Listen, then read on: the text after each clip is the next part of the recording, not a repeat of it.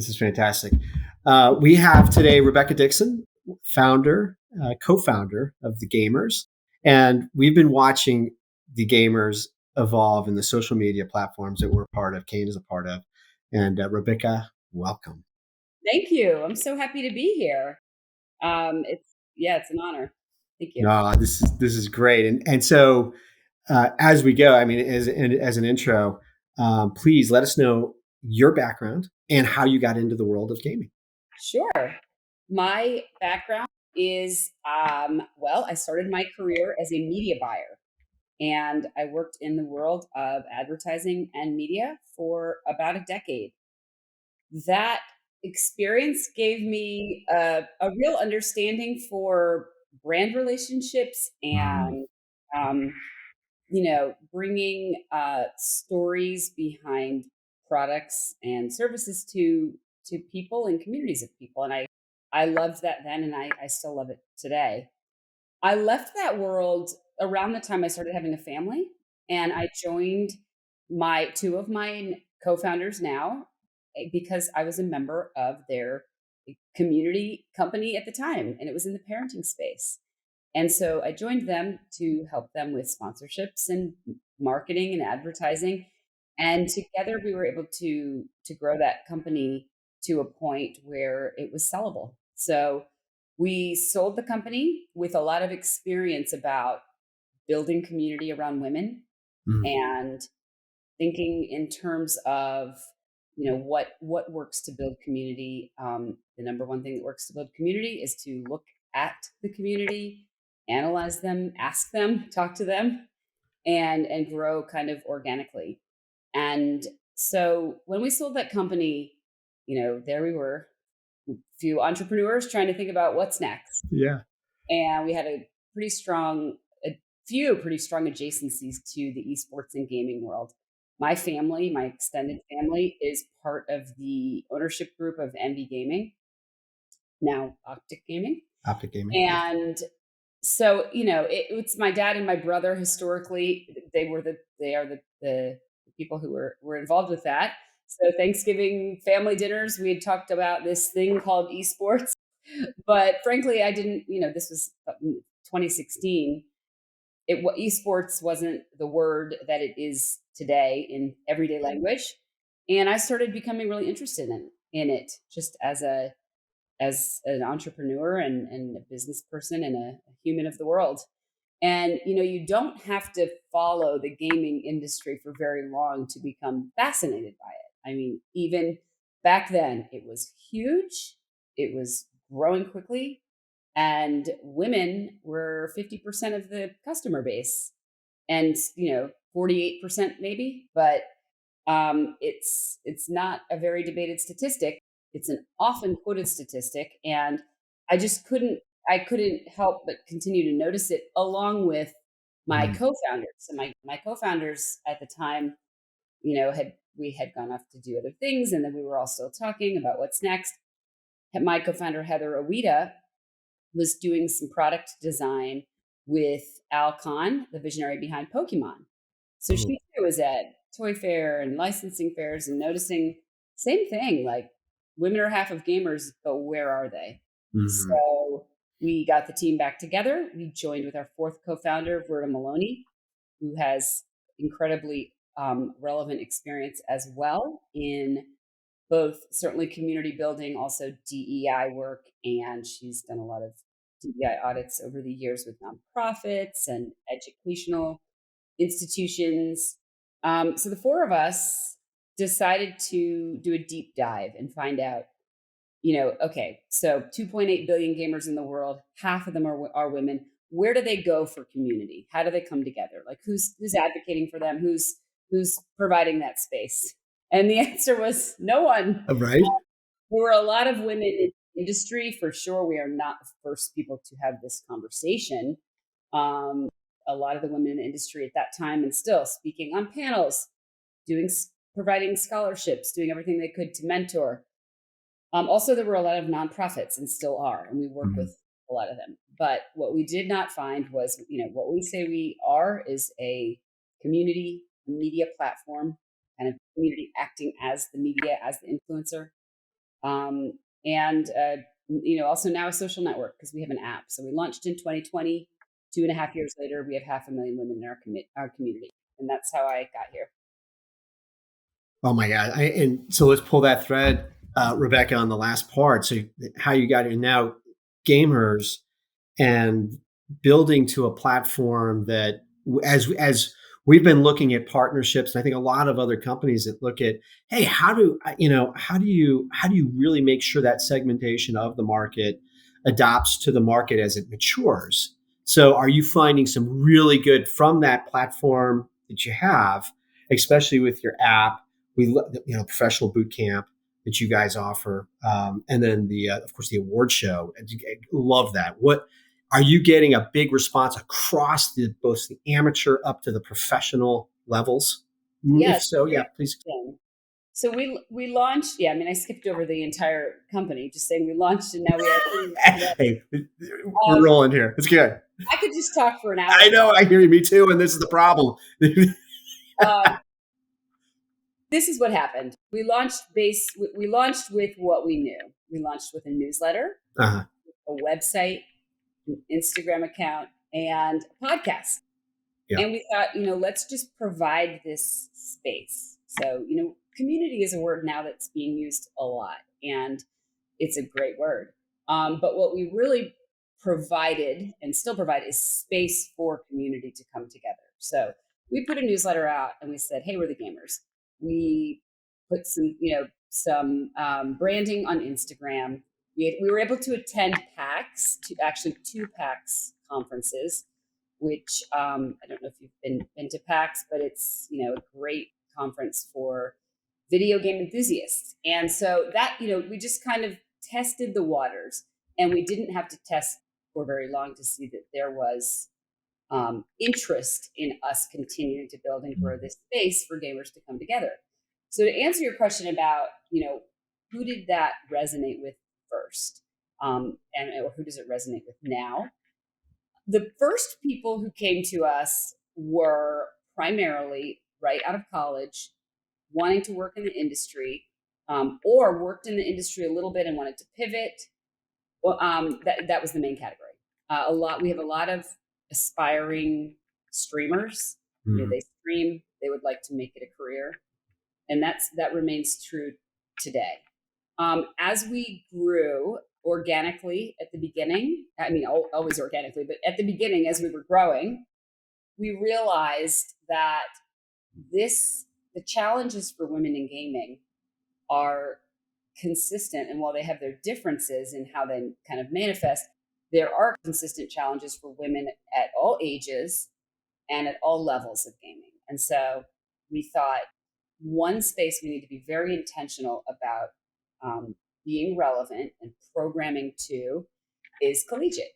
Mm-hmm. So we immediately, I would say almost right after we launched, we started doing a deep dive into the collegiate space because that's a tricky space. The esports collegiate space, it's fragmented.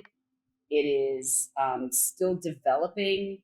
And then not to mention that esports is only a piece of it. There's, gaming enthusiasts who sort of sit around a lot of the esports departments or alongside of them at colleges.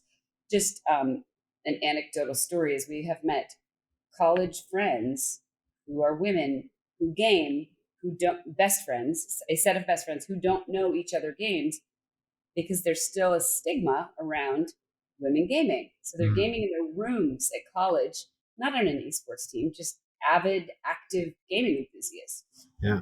So that's part of the problem. It's not just around the esports program specifically. So after a year and a half of meeting anybody and everybody we can meet in the collegiate space, doing think tanks, surveys, focus groups, attending events, we launched a collegiate Discord because that was in response to the feedback we got from the college gamers that would be most valuable. Not our existing Discord and not our app at first, but their own Discord because that's what they're used to, and they could talk about their own program stuff.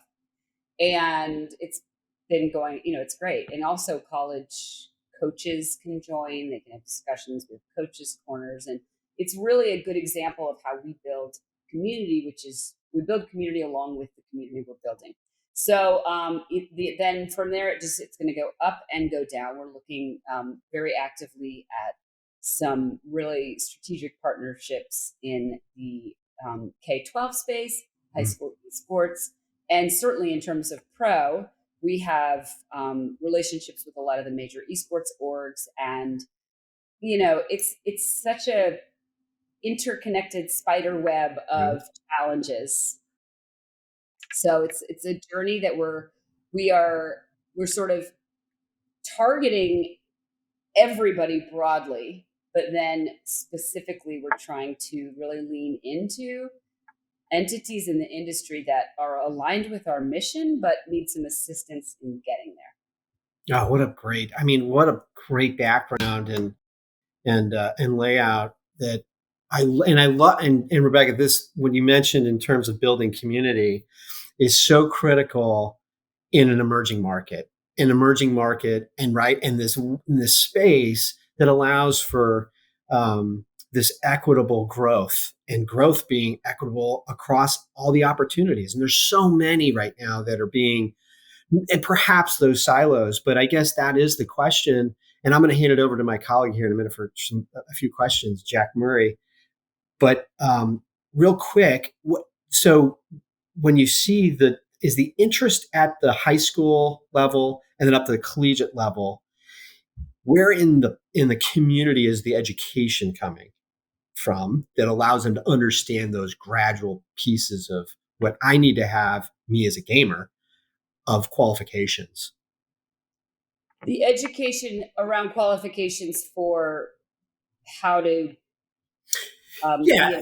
So if I do, I need to be in a certain track in college that gets me to the next level of what would be the pipeline into the e-gaming market. I think it's a big question just because it really depends on what the goal is. I think that what we focus on is kind of looking at existing programs and seeing if are there girls participating, are there women participating.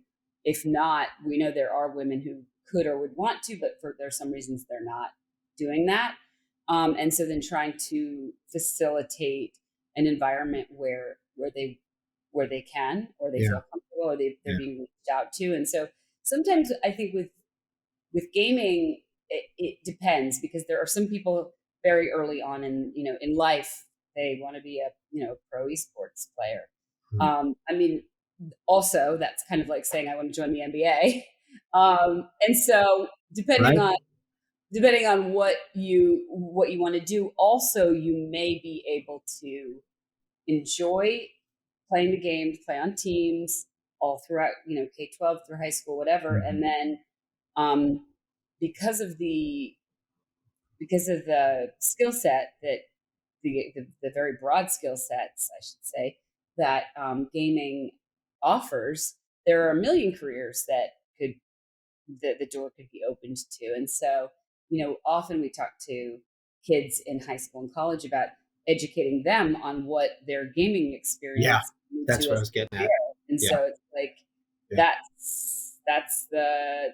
that's what it is. And so, I think we go as low as we can in terms of age to say, you like gaming? Great. Like, do you want to be a graphic designer? Do you want to be a programmer too, lawyer? Yeah, right. It's all across the board. So it's almost like being a sports enthusiast and wanting to work in the sports industry, but you're an artist. Okay, well, that job exists, Yeah, and connecting those jobs back to the community, broader community, that are with companies that are emerging or mature companies that are looking to grow a platform of esports. I think it's a conversation that's happening more and more, for sure. Esports career fairs, things like that they're much more common. And the challenges that women happen to face in that spectrum, it's not unlike some of the challenges that everybody has been talking about for a generation with STEM related subjects. Right. Here we are having it, and so the more it's discussed and real solutions are talked about, the closer we'll get. Awesome. No, that's great. Well, none the better to transition here over to my colleague, Mr. Jack Murray. And Rebecca, in the preamble a little bit, I've mentioned that Jack is the reason why we're here today, as he's gone through the process of growing and building our platform of esports in the world of analytics and how that's applied. None the better. He just graduated college. I've known him since high school, but here he is. Jack, go ahead and ask some questions of Rebecca. Thanks, Rob. Yeah, Rebecca, we are really curious. You did mention some of the current barriers for women in esports around the stigma and other things like that, but we're really curious about finding out what are the major barriers that women in gaming and esports are facing right now. Why do you still believe they exist with the overwhelming knowledge of half gamers being women? And other than the great initiatives you guys are running for communities and building them, what are some other ways that we can overcome them from outside the market and inside the market? Sure. I mean, it's such a big question. I think the challenge is, we talked about this a little bit already, but I'll just say it again because it is relevant. The challenges exist in all age groups and in all categories. So, the majority of the games and amateur, enthusiast, pro. And so it has to come from every entity that touches the space. So who does that include? It includes colleges and universities for sure. And so what can they do? The first thing they can do is start publicly discussing it. Say, we would like to offer scholarships to women to play esports here next year. Now, that's happening. And one thing that happens sometimes is they can't find any women. Why? Because for whatever reason, some of the women or girls in high school stopped playing, or they don't know they can get scholarships because for whatever reason, there is a lot of analysis being done around why this situation is what it is. It goes all the way back to video games being marketed to boys and not girls back in the 80s. And there's a couple podcasts about it and books about it. And, that happened. So that's fine. It already, we're beyond that. But it's probably not a scenario we're not going to just snap our fingers and it's going to get fixed tomorrow, but it's going to happen when everybody involved, does their little piece to move the needle. So colleges and universities, that's one example I gave you. Another example that I can give, it's I said I started my career in media and marketing. So I always think about that, brands. So you'd be surprised with the number of brands who say, oh my gosh, this esports thing is a big deal. We've got to create an esports, division, and let's get our brand XYZ, get some media in there. And the whole campaign leaves out women. And it's like, you just left half of your market on the table.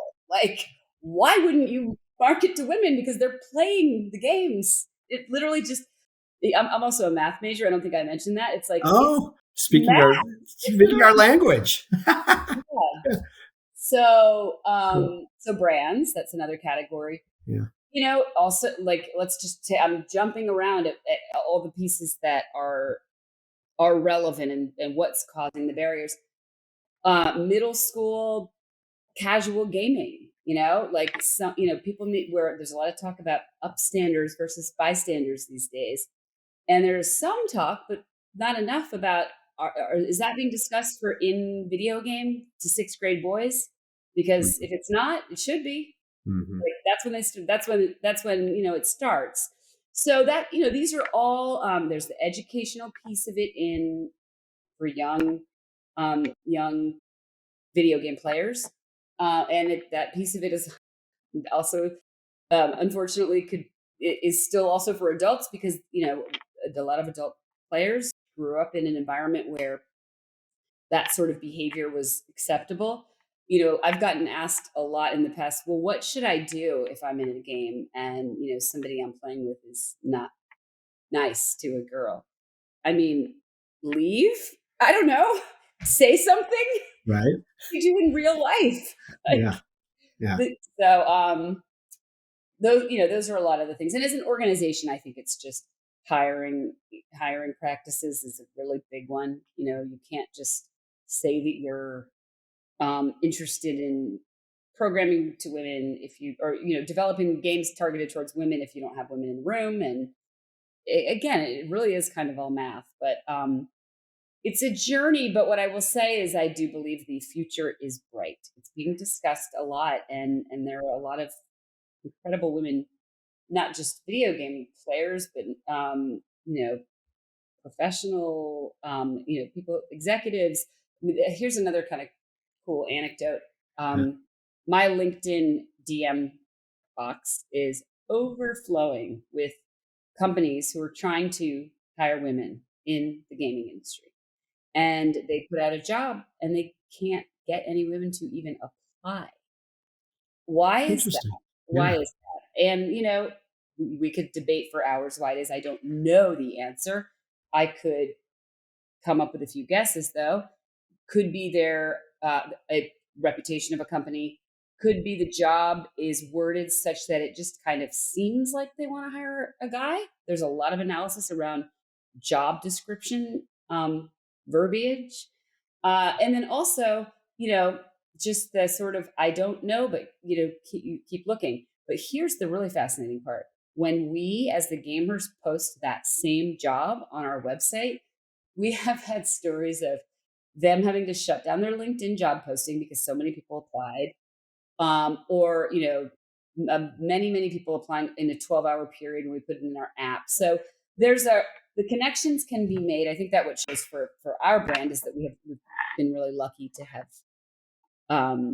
some trust amongst our community.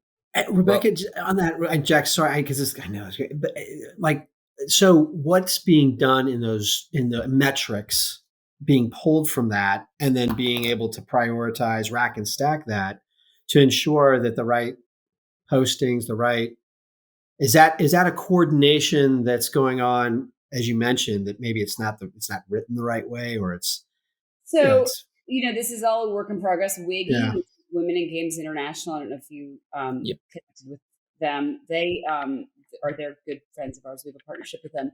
And that's something they specialize in. They're a nonprofit that helps write job Oh, it's descriptions. great to know. Yeah. I'm not personally a writer, but that is something that has been studied. So that's one piece of it.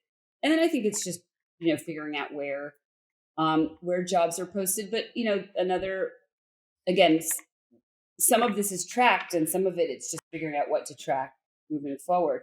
But a lot of jobs are, as we all know, a lot of jobs are filled by people you just know, and you don't post the job ever. Sure.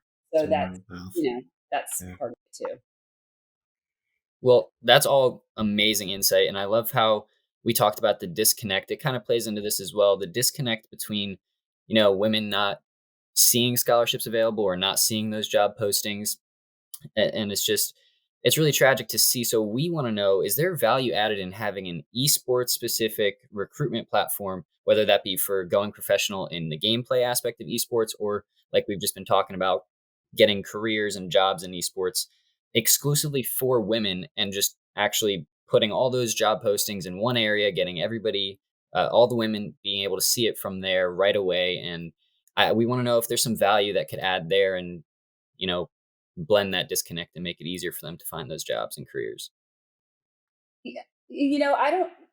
I feel like possibly, but just what I'm curious about is I do think that when you think of the psychology of looking for a job, I don't know the answer to why the women actually weren't applying prior to that. I can't get into somebody's head and think about if they didn't leave a certain company. But in terms of a job site, targeted towards women or women centered, I mean, I think it just there's so many things that it would depend on, and I guess then would companies be posting on both sites?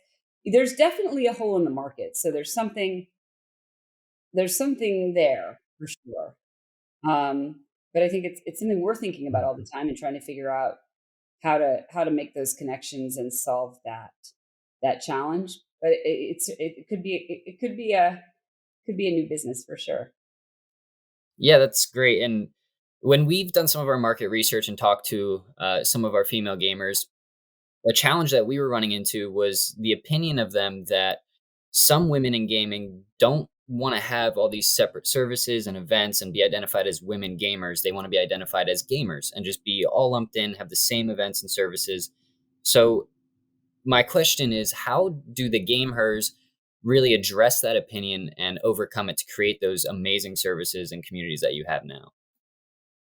So first of all, we don't take a position on that argument because we are really um, here to provide space for any and all women-centered communities in gaming. So we support the women who want the communities that are all women-centered.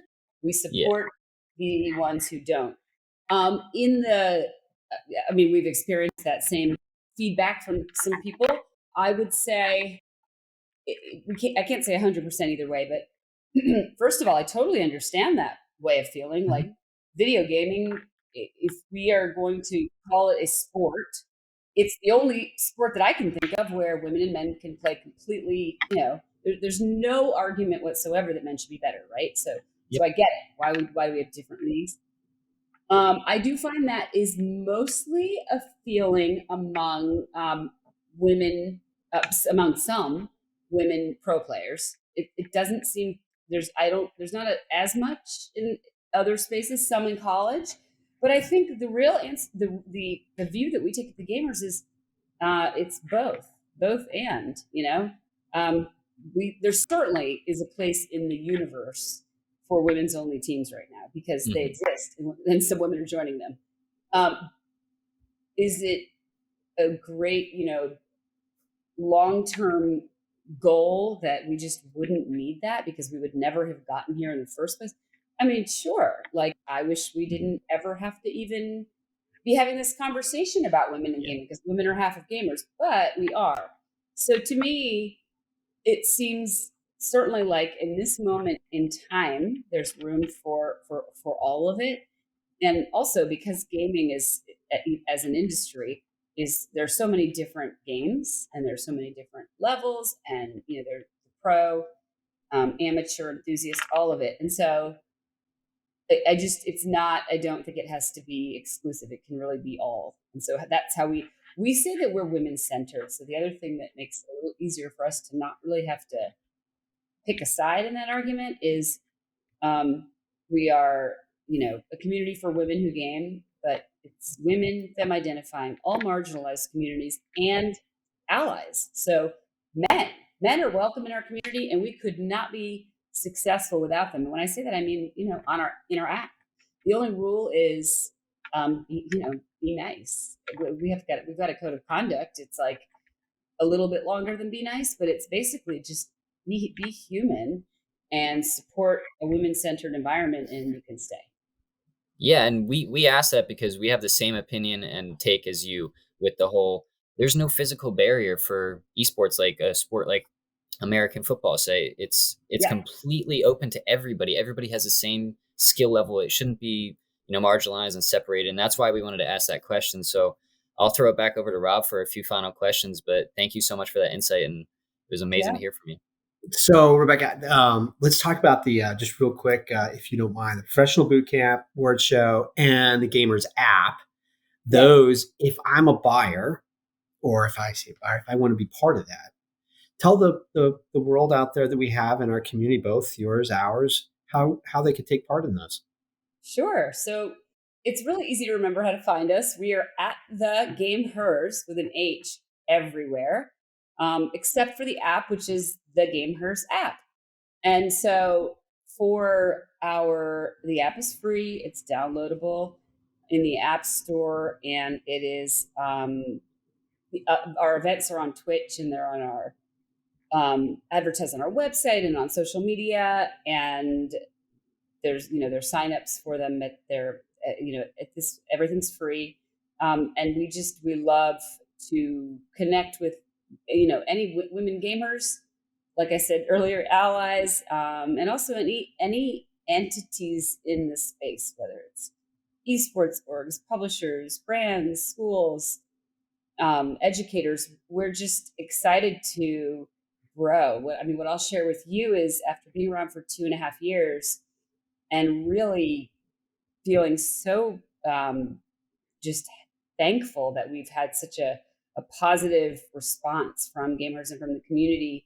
And we feel like we've had an impact. We are at this moment really looking to just have even more of an impact. And the best way that we can have more of an impact at this point is to sort of reach those people that for whatever reason we haven't met yet. We've got 500,000 in our community, but there are 1.4 billion in the world.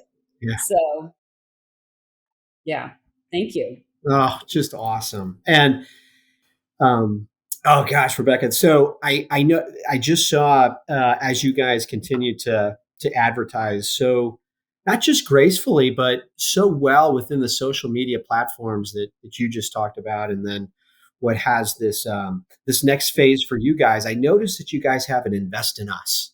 Let's talk about that. Yeah, you got it. So we've talked about our app. We have developed an app, and in order to do that, we have done some fundraising over the past couple of years. Riot Games was one of our early investors. We have a handful of other angel investors, and at this point in time, we decided to respond to some consistent outreach from our community about investing in us. So we have kicked off a crowdfund raise. It's on WeFunder, and we're so excited because with an existing community who, like I said, has asked us if they could invest, Yeah. we, to be able to give our own community the opportunity to have ownership in the company is not something we had considered, because honestly, crowdfunding is still relatively new for small businesses. It was regulated about 5 years ago, and the more we thought about the opportunity to diversify our ownership, and these are relatively quoted statistics, but women-founded, women-centered companies generally in 2021 got 2% of VC funding. And so not only are we offering, sort of the opportunity for our community to invest in us, but also to invest in a category of companies that is not getting invested for the same reason that we're in, the mission of our company. So it's just a really powerful moment, and we would absolutely love anybody to join us in that journey. We just launched it's on WeFund. Fresh. Yeah. We launched it 2 days ago. Yeah. And so we did a soft social announcement over the holiday weekend, and you'll see more about it in the coming days. But it's on we will share it, and we're so excited to be.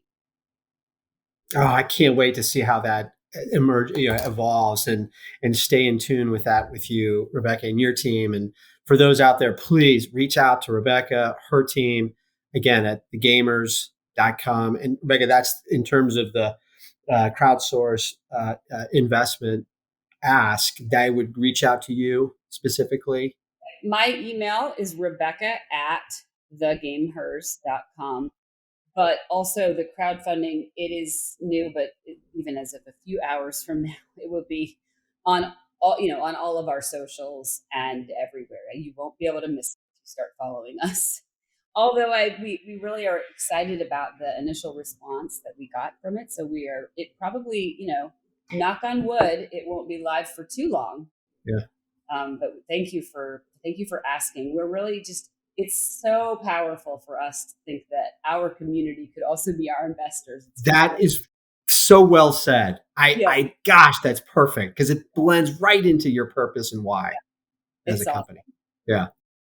Well, I can't wait for our next discussion. If you'll be so gracious to come back to visit us on the CANA Podcast. Yeah. And yeah. Oh my gosh, it's great. Hey, I'm still recording, so I haven't hit stop record yet, but I have a question. I have a question that is on my head, and this might end up in the podcast. Not the part where I'm saying I'm still recording, everything like that. But a question that wasn't asked that has nothing to do with most of the stuff, except for is very critical. Rebecca, what are some of your favorite games? Good question. Good question. Right? You got Are you it. playing anything currently, and what are your favorite things from the past or present or whatever? Yeah, so I am a child of the 80s, well, the 70s, but I grew up in the 80s. And so I played, my first video game was with my brother, was Frogger, Yeah. if that counts. It But does. the main games I play today are with my middle school daughters, who I think I also didn't mention, which is so surprising because they come up because they are such a driver for me personally. I have two middle school daughters, and we play Minecraft and Among Us together, and they whatever they continue to evolve into is what I'll be playing because they're my main gamer. That's awesome. Yeah. In Minecraft and Among Us, two very popular games and two very fun games to play. Yeah. I've played them both. I am horrible at both, but Yeah. as a community thing, Among Us is one of the most fun things you can do with a group of friends. Absolutely. And I'm very upfront about my background, which is not, I did not come, and none of my co-founders came to this point in our journey as gamers who really felt the challenges that we're addressing. What we are is community builders who created the space for a community in an industry, in a space that needed it. Mm-hmm. That being said, gaming is everywhere now. And, we're getting to the point where you don't say, are you a gamer? It's what game do you play? Mm-hmm. And so those are my games. Everybody's a gamer at some level almost, Absolutely. It's just like everybody consumes some music, but you're not all musicians. Absolutely. So, yeah. No, that was my only question. It was burning in the back of my mind. I'm like, I wonder what game she plays. Yep. Now you know. There you go. That's it for me. Rebecca, thank you for joining us today on the CANA Connection Podcast. This is Koa Beam signing off for Rob, Cranston, Jack, Murray, and the rest of the CANA Connection Podcast crew. If you would like to find more of the CANA Connection, you can head on over to our YouTube channel. You can head on to our website at canallc.com/podcast and catch more episodes there. That's all for now. Signing off, we're going to say, and as always, remember, analyze, assess, and execute. And we'll see you next time.